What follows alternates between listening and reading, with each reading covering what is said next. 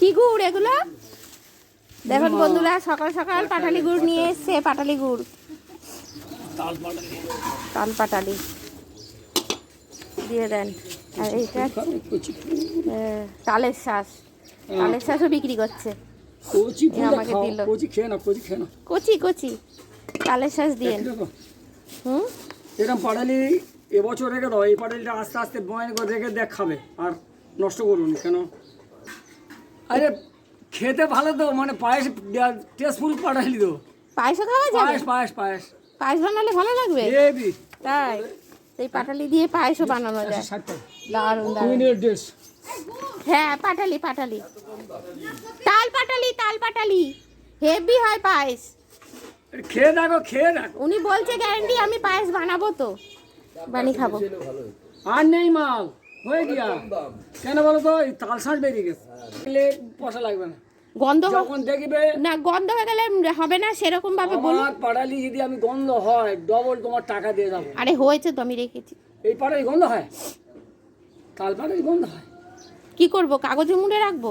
এই এরকম ভাবে যদি বয়নে রেখে তোমার, বয়নে থাকলে আর ভালো থাকবে। কাচের কাচের কাঁচের বয়ন বা এমনি প্লাস্টিকের, এখন প্লাস্টিক ফালতু জিনিস। ও, কাচের বয়মে রেখে দেবো। কাঁচের বয়নে বা টুকটুক করে ওদের সময় যখন যাবে, কোথায় যাবে গেলে একটু জল খেয়ে আর এই পাটালি একটু গাল ফেলে যা চলে যাবে। আজকে পাতালিটা একটু অন্যরকম লাগছে। আজকে ভালো পাটালি, অরিজিনাল পাটালি। সেদিনকার ভেজাল ছিল। আমি আজকে জানি অরিজিনাল পাটালি কেন বললাম, আমি নিজে আমার কারাতে পাটালি নিয়ে এসেছি, আমাদের বাড়ি পাটালি। চলে আসুন বন্ধুরা সোনুর রান্নাঘরে, আমার সকল বন্ধুদের স্বাগত জানিয়ে। দেখুন আমি পায়েস বানিয়ে ফেলেছি কিসের, তাল পাটালির। সকাল সকাল যে তাল পাটালি কিনেছি সেটা দেখিয়েছি আপনাদের মাঝে। এবার পায়েসও হয়ে গেল। কীরমভাবে পায়েস বানিয়েছি একটু দেখে নিন, খেতেও দারুণ স্বাদ হয়েছে। চলুন দেখাচ্ছি, আগে গুড়টা দেখিয়ে নিই। দেখুন গুড়টা দারুণ, সত্যি সত্যি খুব ভালো গুড়। খেয়ে দেখেছি, দাদাভাই যে বলেছে গুড় দিয়ে খুব ভালো হবে পায়েসটা। সত্যি পায়েসটা বানিয়ে নিই, চলুন রেসিপিটা দেখাচ্ছি। এই যে 2 লিটার দুধ, গরুর দুধ, কিন্তু আমি গরুর দুধই ইউজ করি। গরুর দুধে খুব স্বাদ হয়, আমাদের বাড়িতেই দিয়ে যায়। খুব খাঁটি দুধ, এটা কোনো ভেজাল নেই, নিজেরই গোয়ালা। 2 লিটার দুধ জাল বসিয়ে দিয়েছি। এবার 200 চাল, 1 লিটার দুধে 100 চাল, আমি 100 চাল দিই। অনেকে 1 মুষ্টি দেয়। এটা চালটাকে ভালো করে পরিষ্কার করে নিয়েছি, ন্যাকড়া দিয়ে ধুইনি কিন্তু, ন্যাকড়া, সাদা ন্যাকড়ায় ভালো করে ডলে ডলে খুব ভালো করে পরিষ্কার করে বেছে চেলে তারপরে ঘি দিচ্ছি, ঘি মাখাচ্ছি। আমি বাড়িতেই বানিয়েছি যে ঘি, সেই ঘি ভালো করে চালের মধ্যে মাখিয়ে নিচ্ছি। স্কিপ করবেন না, পুরোটাই দেখবেন। আর দেখে আপনারা যারা তালপাটালি দিয়ে পায়েস বানাননি, এরকমভাবে বানিয়ে খাবেন, দারুণ স্বাদ, দারুণ খেতে। সত্যি দাদাভাই যে বলেছে সত্যি খুব ভালো হয়েছে, আর দুধটা একটুকু কাটেনি। চলুন দেখাচ্ছি। আমি চালটাকে মাখিয়ে রেখেছি। এবারে আমার দুধ ছিল এবার বাটিতে, সেই বাটির মধ্যে আমি জল দিয়ে একটু স্লাইড নুন দিলাম। আমি নুন দিই, পায়েস করতে গেলে একটু নুন দিই। জলটাকে ভালো করে গরম করে নিয়ে ফুটিয়ে নিয়েছি, গ্যাসটা কমিয়ে নিয়েছি। এবার চালটা যে ঘি মাখা ছিল সেই চালটা দিয়ে দিলাম। আমি আগে পায়েস করার আগে চাল আমি ফুটিয়ে নিই, জলে হাফ ফুটন দিয়ে নিই, তারপরে আমি দুধে দিই। এটা আমি এই পায়েস করতে গেলে এরকমভাবে করি। এদিকে দুধ ফুটছে, ভালো করে দুধটা জাল দিয়ে নিচ্ছি। এর মধ্যে এলাচ দিয়ে দিলাম, 2টো তেজপাতা দিয়ে দিলাম, দিয়ে ভালো করে একটু জাল দিয়ে নেবো। যারা করেছেন, খেয়ে দেখেছেন, তারা জানবেন সত্যি কাটে না। যারা করেননি তারা করে খেয়ে দেখবেন, খুব ভালো হয়। আর পাটালি গুড়ের তালপাটালির যে গুড়ের পায়েস হয় আমি নিজেও জানতাম না।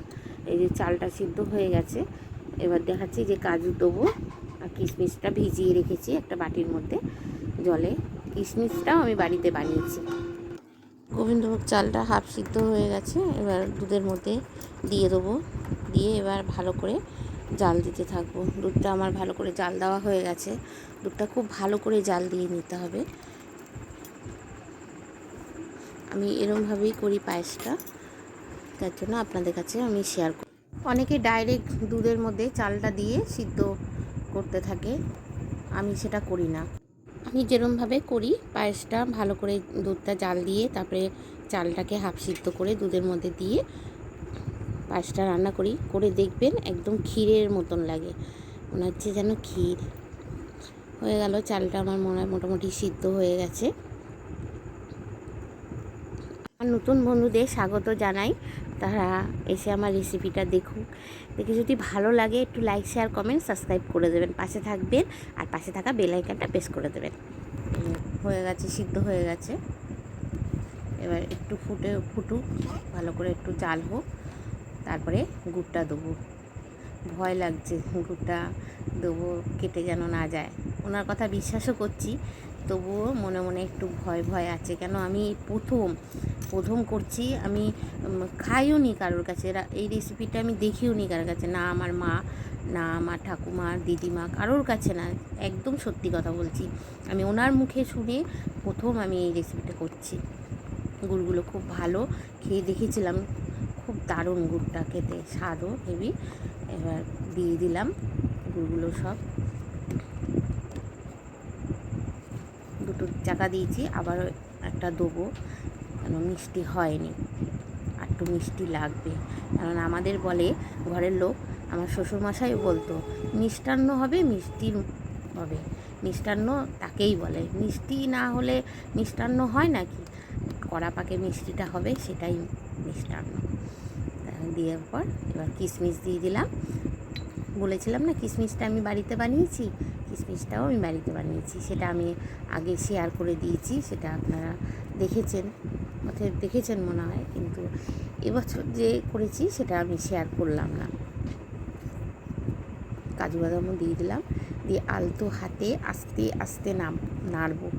আঁচটা কিন্তু একদম কমানো, যাতে গুড়টা আস্তে আস্তে গুলে যায়, ওর মধ্যে ভালো করে জাল হয়। সেন্ট যা বেরোচ্ছে না বন্ধুরা, কি বলবো, দারুণ সেন্ট বেরোচ্ছে, মানে পাড়ায় পুরো গন্ধ হয়ে গেছে, সেন্ট হয়ে গেছে। পাশে কাকিমা এসে বলছে কী করছিস রে শোনো? আমি বললাম পায়েস বানাচ্ছি, তাল পাটালির পায়েস বানাচ্ছি। দারুণ সেন্ট বেরিয়েছে। ওই কাকিমাও বলছে তাল পাটালি রে পায়েস হয়? আমি বলছি হ্যাঁ কাকিমা, আপনারা এরকম করে খেয়ে দেখবেন। কাকিমাকে বললাম যে কাকিমা আপনাকে দেবো, পায়েসটা হয়ে যাক, আপনাকে আমি খাওয়াবো। আচ্ছা ঠিক আছে। তাই বলছি বন্ধুরা, যারা করে খাননি তারাও করে খাবেন। দেখুন একটুকু কাটলো না, দারুণ হয়েছে। দেখেন এক একটা জিনিসে এক একটা স্বাদ। তালপাটালির পায়েস একরকম স্বাদ হবে, খেজুরের গুড়ের একরকম স্বাদ, আর চিনি বাতাসা মিষ্টি তার আবার আরেক রকম স্বাদ, তাই না? আচ্ছা বন্ধুরা, এবার বেড়ে নিই, পরিবেশনের পালা। এবার কর্তামশাইকে খেতে দেবো, ভালো করে সাজিয়ে গুছিয়ে বেড়ে টেড়ে নিই। দেখতেও কি ভালো লাগছে, তো খেতেও সেরকম স্বাদ হবে। আচ্ছা আপনারা আমার সাথে থাকবেন, পাশে থাকবেন, আমি আবার একটু নতুন রেসিপি নিয়ে আসবো, আপনাদের মাঝে তুলে ধরবো। আর যারা আমার নতুন বন্ধু, পুরনো বন্ধু, সকল বন্ধুদের ভালোবাসা জানিয়ে বলি, একটু লাইক শেয়ার কমেন্ট সাবস্ক্রাইব করে দেবেন। পুরনো বন্ধুদের জানাই ভালোবাসা। আর যারা আমার সাথে আছেন, পাশে আছেন, যারা পুরো ভিডিওটা দেখছেন, তাদেরকে জানাই অসংখ্য ধন্যবাদ। সাজানোটা হলো, পারি না, ও যেরকম হোক হলো, তবু তো কর্তামশাইকে, মিউজিয়ামে তো যাবে না। আচ্ছা রাখছি তাহলে, এবার রেখে আপনাদের ভালোবাসা নিয়ে চললাম, আবার নতুন ভিডিও নিয়ে আসবো। টাটা।